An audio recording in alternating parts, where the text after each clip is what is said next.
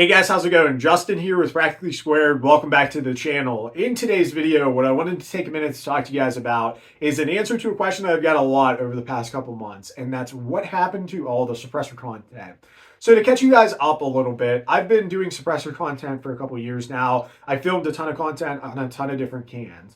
Now, my goal has always been to bring you guys informative, educational, and straight to the point, honest and unbiased content. And I feel like that's what I've brought you guys. I've had tons of companies reach out and want to send me cans or want to, buy my opinion or stuff like that. And I've turned it all down. I feel like I've done a pretty good job on the channel, remaining as unbiased and straightforward and to the point as I possibly could be. And as a result, that's kind of cost me a little bit, right? It's been expensive to do videos on suppressors because the reality is I have to shell out my hard-earned money. I have to shell out a tax stamp. I have to wait for the suppressor and then film the content. And the reality is that once you do a bunch of suppressor videos and you build up your suppressor collection, you get to a certain point where you pretty much have all your bases covered. So as we sit here today, I own 9 suppressors. I have 3 30 cal cans, 3 5.56 cans, 2 rimfire suppressors, and a 45 ACP suppressor. So I have 9 cans total, and for the most part, that covers all my bases. The second part answer to this question is, as I've got all those 9 suppressors, my kind of desires and my kind of passions in the gun world has kind of shifted. I went from a guy who goes out to the range and does a lot of plinking, does a lot of practice with pistol, with a carbine, with a SBR, with stuff like that. I went from doing a lot of that work at the range to becoming a big PRS competitor. So by no means am I a top level PRS competitor, but I've made leaps and bounds and strides throughout this year to improve and become a much better PRS shooter. And that journey is going to continue through the next couple of years, and hopefully you guys will stay with me as we film content along the way, as I, document my journey, hopefully to the top of the PRS. So my goals and my wants have kind of shifted. So as I've gotten more into the PRS, which is precision long range competition, we'll have a lot of videos talking about PRS here in the near future.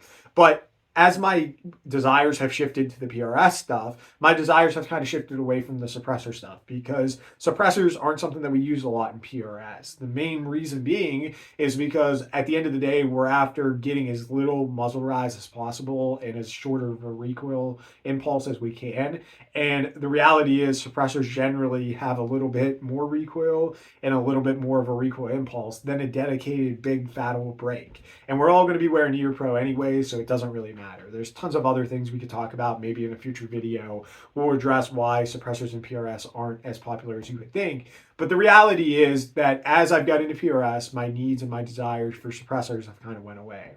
Also, as I've got more suppressors, I've kind of learned that there's not a giant difference, right? So I know you could go into Pew Science and you could read all of Jay's articles talking about how different the suppressors are. And there definitely are differences about the suppressors. But the reality is that most people, if you strap on, say, a Razor 556 and compare it to something like the Dead Air Sierra 5 or the YHM Turbo or different stuff like that, the reality is that there's not a big noticeable difference. And the reality is that you get a decent to good quality can, you strap it on your gun, and you're going to be good to go. You could stress over the minutia of the little details of the decibel reduction, and I've definitely been there before.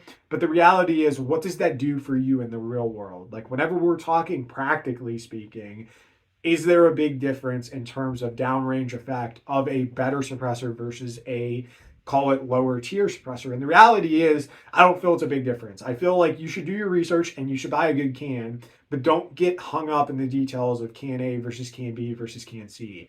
Buy yourself a good can, buy the best can that you could afford, and train with it and use it. Because if you spend more time training and less time reading on the internet about what suppressor is better, you're going to become a better asset, a better shooter, a better overall marksman. You're just going to become overall better in general. I feel like too many people, including myself, spent too much time stressing over details that don't really matter. Eric Cortina says this a lot on his podcast. So many people want to invest in hardware and not many people want to invest in the software that it takes to become better. You could buy all the gear in the world, but a guy with the most Gucci gear in the world with very little training and very little software, we'll call it, compared to a guy that has lower tier gear but pretty good software, pretty good fundamentals, marksmanship, all that stuff, he's going to whoop on you every day of the week. So at the end of the day, you need to get yourself good gear, but you also need to get yourself good skills. And good skills aren't found by spending endless hours researching different content and stuff like that.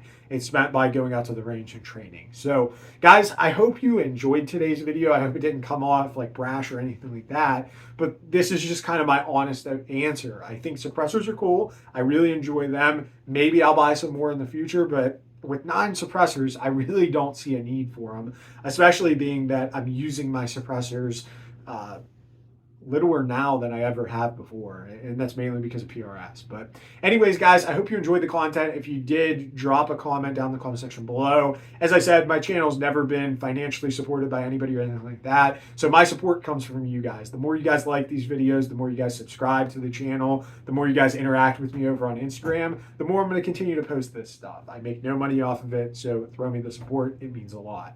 Guys, as always, remember to train hard, shoot fast, and most importantly, be safe. God bless.